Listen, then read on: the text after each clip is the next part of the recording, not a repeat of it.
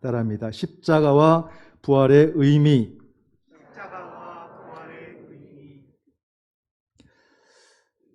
부활절 후 우리는 첫 번째 주일을 보냅니다. 저는 이 부활절 절기가 좀 천천히 가면 좋겠다는 생각을 합니다.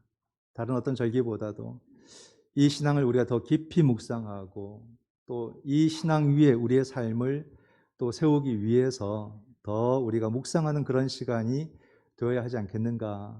한번 이렇게 그냥 축제하듯이 훅 지나가 버리는 것이 아니라 더욱더 이 신앙을 우리 속에 단단히 세우는 그런 시간으로 우리가 마련을 해야겠다는 생각을 합니다. 그렇기 때문에 이 교회력 속에서 이 부활절 절기를 우리가 보낼 때에 과연 이 신앙은 나에게 무엇이며 이 신앙의 삶을 산다는 게 무엇인가를 좀 더 집중할 수 있는 그런 시간들을 우리 모든 교우들이 함께 만들어갈 수 있기를 원합니다. 오늘 우리는 본문을 요한계시록으로 보았습니다. 이 요한계시록은 어려워요. 글들이 다 어렵습니다. 단어도 어렵고 문장도 어렵습니다. 그림으로 따진다면 피카소 같이 무슨 초현실주의 또는 뭐 추상화 이런 그림을 볼 때 우리가 한 번에 잘 안 들어오잖아요. 설명해줘야 알 수 있듯이. 바로 요한계시록이 그런 글이죠. 왜냐하면 일부러 그런 장치를 쓰고 있는 겁니다. 바로 그 시대가 교회가 가장 핍박받던 시대이기 때문에 바로 이 복음이 또는 교회 공동체를 보호하기 위해서 요한이 그렇게 글을 쓰고 있다. 그러다 보니까 이단들이 가장 많이 인용하고 사용하는 것이 요한계시록이죠. 해석하기 나름이니까. 우린 이렇게 해석한다 해버리면 그만이니까 요한계시록을 가장 많이 사용하는데 그것도 착각입니다. 우리가 그것 때문에 그런가 하고 가는 것은 거기에 진리가 있어서가 아니라 내가 못 배웠기 때문에 그런 거예요. 우리가 이단들이 빠지는 것은 정말로 20년, 30년, 40년 믿다가도 빠진 것은 우리가 진리를 제대로 알지 못했기 때문에 진리를 향한 열정이 없었기 때문에 그렇게 빠지는 것이지 다른 진리가 있어서가 아닙니다. 이 요한계시록도 분명하게 모호하게 설명하지 않습니다. 분명하게 예수 그리스도만을 바로 구원자로 설명을 하고 있습니다. 하나님은 예수 그리스도를 통해서 구원을 이루신다고 말씀해 주는 것이 요한계시록이에요. 그래서 우리는 변명할 수가 없습니다. 몰라서 그랬습니다. 이렇게 말할 수가 없어요. 하기 때문에 우리는 이런 말씀들을 들을 때에 제대로 듣고 제대로 내 믿음으로 받아들이는 그런 훈련들을 해 나가야 되는 거죠. 오늘 말씀도 사실은 쉽지 않아요. 근데 여러분들은 크게 어렵지 않게 아마 들었을 겁니다. 그만큼 우리가 믿음의 눈을 가졌다는 뜻이에요. 4절 말씀을 보시면은 요한은 아시아에 있는 7교회에 편지하노니 이제도 계시고 전에도 계셨고 장차 오실 이와 그의 보좌 앞에 있는 7 영과. 요한이 아시아에 있는 7교회에 인사를 합니다. 아시아에 있는 7교회는 어딜까요? 터키입니다. 터키. 터키에서도 터키 서쪽에 해안선으로 이렇게 7교회들이 형성이 되어져 있죠. 에베소 교회도 있고 드로아 교회도 있고 여러 교회들이 있습니다. 그 교회들을 향해서 이렇게 편지를 쓰고 있습니다. 그 교회들에게 인사를 하는데 사도 바울과 약간 다른 형식의 인사를 하고 있는 장면을 오늘 본문에서 볼 수 있습니다. 사도 바울은 보통 서신서에 보게 되면은 하나님의 이름으로 인사를 할 때도 있고 예수님의 이름으로 인사를 할 때도 있습니다. 하나님의 은총과 평강이, 예수 그리스도의 은총과 평강이 이렇게 인사를 하는데 오늘 요한은 삼위일체 하나님의 이름으로 인사를 하는 모습을 볼 수가 있습니다. 먼저 보면 이제도 계시고 전에도 계셨고 장차 오실리 이렇게 설명합니다. 이분은 바로 성부 하나님을 말하고 있습니다. 또 보면 그의 보좌 앞에 있는 7 영, 성령을 말합니다. 성령의 이름으로 인사를 하고 있고 그리고 성자의 이름으로 인사를 하시는데 5절입니다. 또 충성된 증인으로 죽은 자들 가운데서 먼저 나시고 땅의 임금들의 머리가 되신 예수 그리스도로 말미암아 은혜와 평강이 너희에게 있기를 원하노라. 우리를 사랑하사 그의 피로 우리 죄에서 우리를 해방하시고. 자, 인사말 속에서 우리가 여기서 특징적인 한 문장을 봅니다. 그게 뭐냐면 그의 피로 우리 죄에서 우리를 해방하시고. 피로 해방한다 하는 거예요. 그의 피 때문에 우리가 해방되었다라는 말입니다. 피로 속하는 것은 구약의 제사 개념이죠. 구약에서 제사장이 그 짐승의 제물을 잡아서 피를 제단 주위에 뿌리고 그 짐승은 불태워서 번제로 드림으로써 백성들의 죄를 속하는, 사람의 피를 대신해서 짐승의 피를 드리는 그런 제사가 구약의 제사입니다. 근데 신약이 와서 그러한 짐승을 숱하게 잡아 죽였던 그 희생 제사가 예수 그리스도의 십자가로 말미암아 완성되었다 이 말입니다. 보십시오. 요한계시록도 모호한 설명을 하지 않습니다. 예수 그리스도의 십자가의 보혈은 모든 희생 제사의 완성이라는 거예요. 그 피가 99%여서 무슨 0.1%나 또 1%가 필요하다 그런 말을 하는 게 아니에요. 이단들은 항상 부족함을 말하잖아요. 결핍을 말하잖아요. 완전하지 않기 때문에 또 다른 예수가 필요하고, 완전하지 않기 때문에 뭐 하나님의 어머니가 필요하고, 이런 식으로 불완전을 자꾸 설명하는데 요한계시록은 완전을 말하는 거예요. 오직 우리는 예수의 피로 해방되었다. 선언적입니다. 여기에 모호한 게 어디 있습니까? 그러므로 우리는 예수 그리스도의 십자가의 의미가 무엇인가를 정확하게 이해하고 고백하고 믿어야 되는 거죠. 이 말씀이 쉽지 않은 말씀이거든요. 그런데 우리는 이게요, 믿어져요. 이게 이해가 되고 충분히 믿어진다는 말입니다. 이게 신비죠. 세상에는 우리보다 더 많이 배운 사람들이 얼마든지 있습니다. 그러나 그들에게 이 말씀을 한번 전해봐 보세요. 모릅니다. 무슨 뜻인지도 모르고 당연히 믿어지지도 않습니다. 그러나 우리는 이 어려운 말씀이 충분히 이해도 되고 믿어지고 고백되는 거죠. 이게 믿음의 신비예요. 성령의 역사가 아니고서는 설명할 수 없는 일입니다. 또한 이 믿음이 없다면 우리 신앙은 일보도 전진 못합니다. 이거를 우리가 모호하게 두고 우리 신앙을 살 수 있다, 다 거짓말이죠. 예수 그리스도의 십자가와 부활의 신앙 속에서 모든 신앙이 시작되는 거 아니겠습니까? 바로 이 놀라운 것을 성령께서 알게 하시고 이것을 알므로써 우리는 그 믿음의 삶을 힘차게 우린 전진하고 진보할 수 있다는 겁니다. 이게 얼마나 감사한 일인가. 우리의 모든 삶에 얼마나 놀라운 은혜를 우리 가운데 부어주셨는가를 우리는 생각하게 되는 겁니다. 오늘은 우리가 부활절 후에 이 첫 주일을 보내면서 다시 예수님의 십자가와 부활을 더 깊이 묵상해 보고 싶어요. 이게 얼마나 놀라운 일이고 한번 주일에 예배드리고 지나가 버릴 그런 주제가 아니라는 것을 우린 다시 한 번 더 생각해 보기를 원합니다. 예수님의 십자가 죽음이라는 것은 하나님의 구속사 가운데서 대속적 죽음으로선 충분히 믿겠어요. 이해가 돼요. 그런데 인간적으로는 이해가 안 돼요. 예수님께서 그렇게 죽을 만한 죄를 지은 적이 없거든요. 그렇지 않습니까?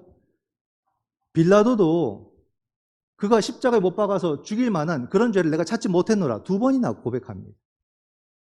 예수님이 왜 십자가에 죽으셔야 됐는가? 그건 정치적 죽음이거든요. 인간적으로 볼 때. 주님의 십자가 죽음을 우리가 더 묵상해 보게 되는데 그 죽음을 따라가다 보면 무엇을 보게 되는지 우리가 딱 한 가지를 발견하게 됩니다. 그게 바로 율법이에요. 율법. God's law. 하나님의 법. 율법이 그 중심에 딱 있습니다. 그 당시 사회는 율법의 전통 가운데 있었고 그 율법을 꽉 붙잡고 있던 사람들이 다 이 유대주의자들, 그 사람들이 이 율법을 다 쥔자로서 살아가지 않습니까? 그 사람들과 예수님이 자꾸 마찰이 일어나는 거예요. 그 문제가 나중에 더 커져가지고 예수님이 정치적인 죄목을 안고 십자가에 돌아가시게 된 거죠. 율법을 한번 생각해 볼까요? 율법이 뭡니까? 모세 때 하나님께서 허락하신 하나님의 계명이에요. 그럼으로써 그 계명을 행하는 자가 하나님을 믿는 것으로 간주됩니다. 그래서 그 말씀이 늘 율법을 행할 때 그것은 하나님을 믿는다는 표징이 되는 것이고 율법을 어기면 하나님을 믿지 않는다는 그런 해석이 되는 겁니다. 그러니까 신약에도 율법과 죄는 굳건히 이어져 있어요. 그래서 율법을 지키느냐 아니냐 이걸 명확하게 따져가지고 죄인이다 아니다 이렇게 다 판별하지 않습니까? 그래서 나온 사람들이 창기, 세리들, 엄청나게 율법을 어긴 사람들이기 때문에 무조건 죄인. 그리고 이방인들은 아예 율법이 없기 때문에 죄인. 모든 죄가 율법으로 말미암아 그렇게 결정이 된다는 사실입니다. 자, 그런데 복음서를 보게 되면 예수님과 바리새인들이 자꾸 충돌을 해요. 자꾸 마찰을 갖습니다. 무엇 때문일까요, 여러분? 율법의 해석의 차이 때문에 그래요. 같은 율법을 두고서 해석이 다르니까 결론이 다르게 나오는 거예요. 그러니까 바리새인들과 예수님이 자꾸 해서 충돌을 겪게 됩니다. 바리새인들은 무엇을 갖고 율법을 해석을 했냐면 할라카입니다. 613개의 계명. 거기서 248개는 규율, 감당해야 될 모습들. 365개는 또 금령, 하지 말아야 될 것. 그래서 613개의 계명을 갖고 있습니다. 그것을 갖고 사람들을 다 행동들을 판단하는 거예요. 거기서 벗어날 수 있는 사람이 있을까? 그렇게 막 쪼개놓은 그 법들에서 자유할 사람이 있을까? 그런데 예수님은 그 할라카로 사람들을 보지 않으셨어요. 예수님은 하나님의 뜻으로 봤습니다. 그 율법을 하나님의 뜻의 기준으로 보았던 거예요. 그렇기 때문에 바리새인과 예수님 사이에서 늘 충돌되는 것이 가장 많이 거론된 것이 안식일법 또는 손을 씻었느냐 안 씻었느냐 정결법 또는 성전법 다 부딪혔죠. 그리고 개별적인 법들 살인, 간음, 용서, 이혼 이런 주제들이 계속해서 등장합니다. 근데 다 부딪혔어요. 예수님과 서로 다 다른 모습을 보여주었죠. 여기서 볼 때 우리가 여러분 중요한 것을 한 가지를 알 수 있게 되는데 그게 뭐냐면 율법을 어떻게 해석하느냐에 따라서 죄에 대한 이해가 달라지는 거예요. 주님은 율법을 하나님의 뜻이라고 보았고요. 바리새인들은 지켜야 될 규정으로 보았어요. 그러니까 주님에게 죄는 무엇이며 바리새인들에게 죄는 무엇인가 딱 나눠지지 않습니까? 주님에게 죄는 하나님의 뜻을 저버리는 게 죄입니다. 바리새인들에게 죄는 그 613가지 규정 하나라도 어기는 게 죄가 되는 거예요. 그러니 주님은 늘 하나님의 뜻을 구하라고 말씀하시고 바리새인들은 규정을 어기지 말라고 그렇게 강조를 하는 거죠. 명확하게 차이가 나지 않습니까? 성경이 율법을 귀하게 여깁니다. 귀하게 여기는 이유는 그 율법 속에 하나님의 뜻이 담겼다고 믿기 때문에 그러는 거예요. 그 율법도 하나님이 주신 거룩한 계명이고 그것은 분명히 하나님의 마음이 다 담겨 있는 법이다 이 말입니다. 그 법은 사람들을 살리고 그 법은 사람들을 지켜주는 그런 법이에요. 근데 그 법에서 여러분 하나님의 뜻을 빼버리게 되면은 그 따뜻한 법이 딱딱한 법이 되는 거예요. 차가운 법이 되는 거예요. 법이 경직화되는 겁니다. 그리고 사람을 정죄하고 사람을 판단하는 도구가 되고 마는 거예요. 그러니 주님께서 화이실진저 독사의 자식들아 뱀들아 그렇게 바리새인들을 향해서 외쳤던 것은 그들이 율법을 안 지켜서가 아니라 하나님의 뜻을 저버렸다 이 말이에요. 너에게는 율법의 규정만 남았고 하나님의 뜻은 하나도 보이지 않는다. 그게 주님의 어떤 비판이었던 겁니다. 이걸 볼 때 우리는 여러분 죄가 참 명확해진다는 것을 알 수 있어요. 죄란 무엇인가?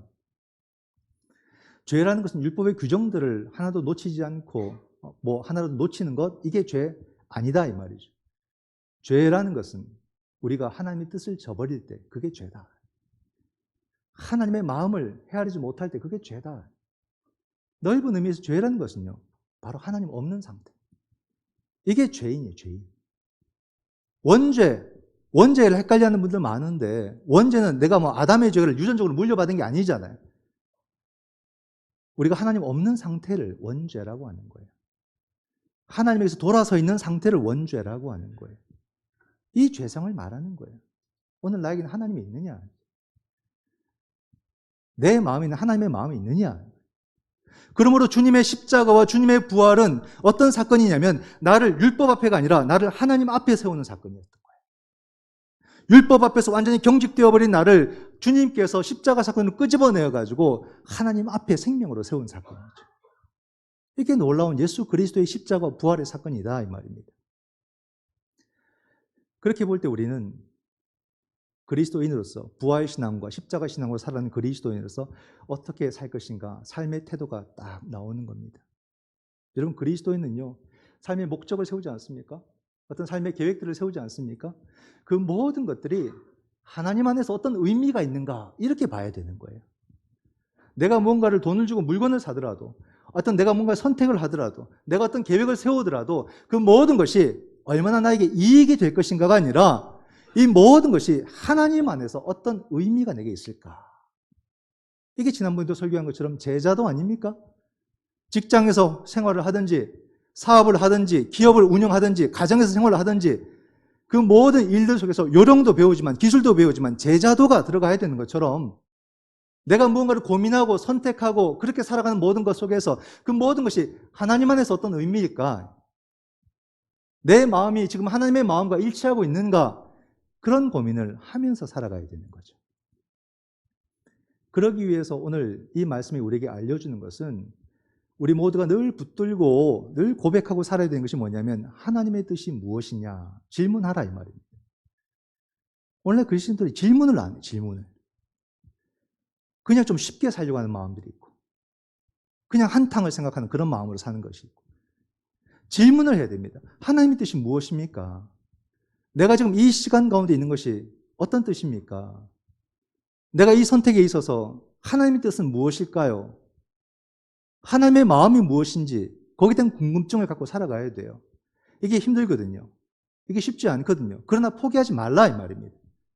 질문하는 것이 나의 사명이고 질문하는 것이 내 삶의 이유이기 때문에 질문을 끝까지 하라 이 말입니다. 물론 질문을 해도 정말로 어찌 보면 아무런 대답도 없는 하나님의 침묵을 경험할 때가 많습니다. 그땐 정말로 답답해요. 죽을 것처럼 힘듭니다. 그러나 그때도 인내하며 우리가 해야 될 일은 끝까지 질문하는 것이다. 하나님의 뜻이 무엇입니까? 질문에 대한 하나님의 여러분 응답을 받거나 하나님의 음성을 듣는 것은 그것은 큰 문제가 아닙니다. 사람들은 자꾸 그것을 원해요. 그러나 여러분 질문하지 않는 게 문제가 되는 겁니다. 질문하지 않으면 오늘의 말씀대로라면 하나님의 관계가 단절되고 하나님과의 관계가 단절되면 다시 우리는 죄된 인간으로 돌아가는 겁니다. 그러므로 끊임없이 내 삶 속에서 하나님의 뜻이 무엇인가를 계속해서 질문을 던지게 될 때 한번 돌아보십시오. 내가 응답 안 받은 게 있는지. 하나님은 하나님의 방식으로 반드시 나에게 응답하신다는 것을 우리는 깨닫게 됩니다. 그러므로 우리의 삶은 늘 하나님 앞에서 그 뜻을 물으며 살아가는 것이 우리들의 삶이다라는 거죠. 그리스도인의 삶의 의미는 뭔가를 성취하는 것, 어떤 업적을 이루는 데 있는 것이 아니라 내가 하나님과 함께 했느냐, 거기 있는 거예요. 내 모든 시간이 내 주님과 함께 했느냐. 거기에 모든 의미가 담겨져 있지 어떤 업적과 성과를 이루는 것이 아니에요. 정향. 하나님 뜻 가운데서 방향을 딱 정해놓고 걸어가는 그런 삶의 태도. 오늘 우리들에게 그것이 필요하다는 것입니다. 내 삶에 하나님의 뜻을 묻는 시간들이 있는가? 이걸 그저 그냥 거창하게 어떤 성과, 어떤 업적을 이루는 것으로 나는 그렇게 하나님의 뜻을 왜곡시키지 않았던가?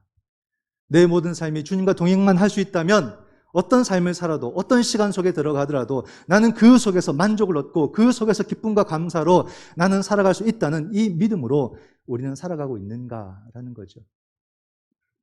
이 말씀을 준비하면서 아주 옛날에 보았던 영화가 떠올랐습니다.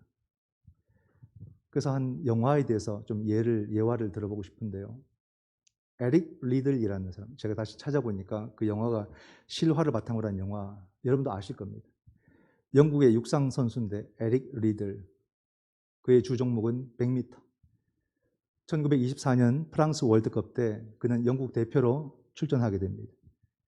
근데 그 100m 경기가 일요일에 있는 거예요. 독실한 크리스찬으로서 그는 그 경기를 거부합니다. 그래서 영국 국민들에게 엄청나게 비난을 받았어요. 근데 그 다음날 그가 자기 주종목도 아닌 400m에 출전해서 금메달을 땁니다. 그래서 이것이 너무나도 놀라운 사건이 돼가지고 영화로 만들어졌죠.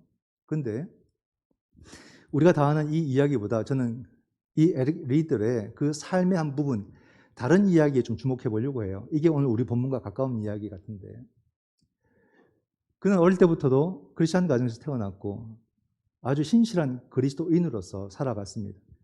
그는 자기가 달리는 것이 하나님께 영광이 된다고 생각을 하고 열심히 달렸고, 그리고 많은 업적들이 이루어서 성과들이 나타납니다. 1등 계속해서 좋은 성과를 거두었죠. 그래서 그 성과를 거둘 때마다 그는 하나님을 찬양하며 그렇게 인터뷰도 하고 그렇게 간증도 하고 그랬습니다. 근데 사람에게는 슬럼프가 오지 않습니까? 이 슬럼프에 빠지게 된 거예요. 슬럼프가 길어지니까 성적이 자꾸 떨어지기 시작합니다. 성적이 떨어지니까 이제 등수 안에 들지를 못하는 거예요. 그러니까 이 에릭 리들이 자기를 스스로 가치 없는 사람으로 자꾸 생각하게 된 겁니다. 내가 1등을 못하니까 하나님께 영광을 못 돌린다는 생각에 빠진 겁니다. 그래서 점점 이 사람은 달리기를 포기하게 되고 이제는 안 달리는 사람이 된 거예요. 절망이 빠진 거죠. 그랬던 에릭 리들이 하루는 외출했다가 집에 들어오는데 집에서 할머니가 감자를 이렇게 깎고 계신 겁니다.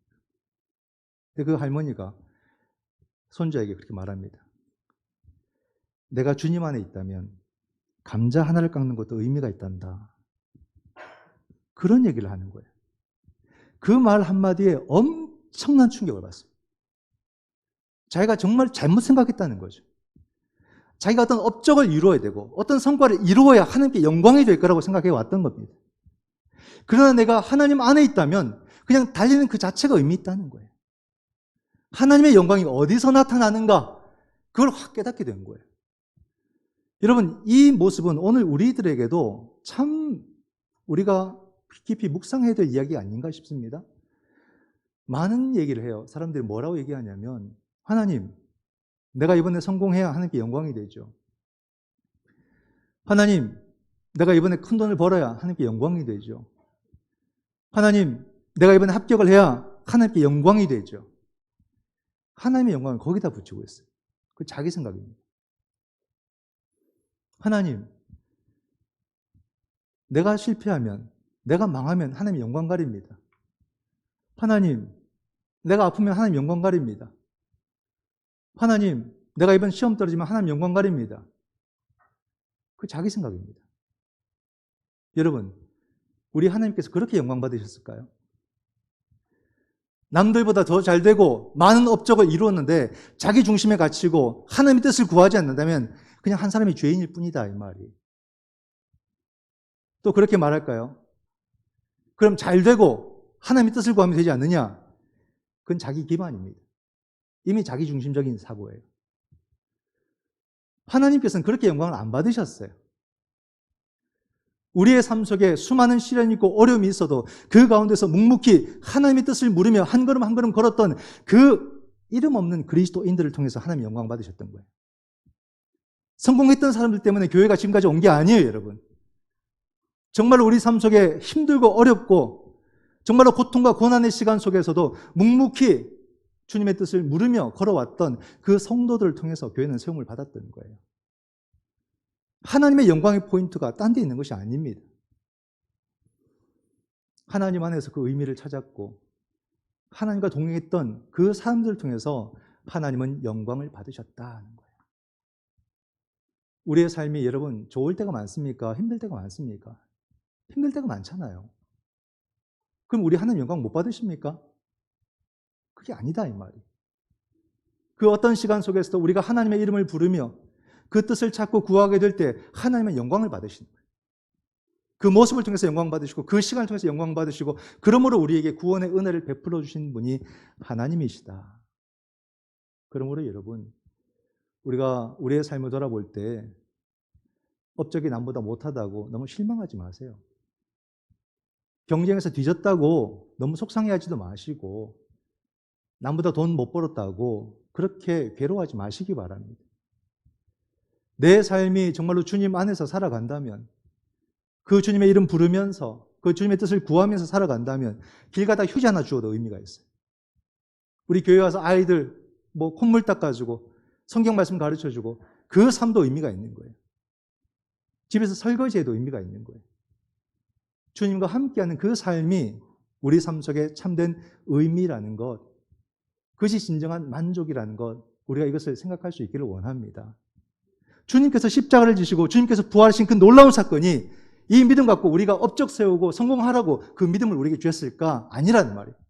도리어 그 강박에서 해방되고 주님 안에서 참된 자유와 기쁨과 축제를 누리라고 우리 가운데 이 놀라운 신앙을 허락해 주신 거죠. 그렇기 때문에 여러분, 우리가 이제는 주님 안에서 살아가는 그 삶을 배워 나가야 되고 내 모든 삶의 순간들을 우리 주님의 뜻을 묻는 그런 시간들로 만들어가야 할 것입니다. 요한은 말했잖아요. 그의 피로 우리가 해방을 받았습니다. 우리가 하나님의 뜻을 묻는다면 그 안에서 우리는 참된 자유를 누릴 것이며 그 안에서 삶의 만족이 무엇인지, 삶의 기쁨이 무엇인지, 삶을 축제로 살아간다는 것이 무엇인지를 경험하게 될 줄 믿습니다. 이 부활절의 은혜가 우리 모든 성도들에게 임할 때에 여러분의 삶의 의미가 살아나고 여러분 삶의 생명이 풍성해지는 귀한 은혜를 다 같이 누리시는 복된 성도가 되시기를 주님의 이름으로 축원드립니다.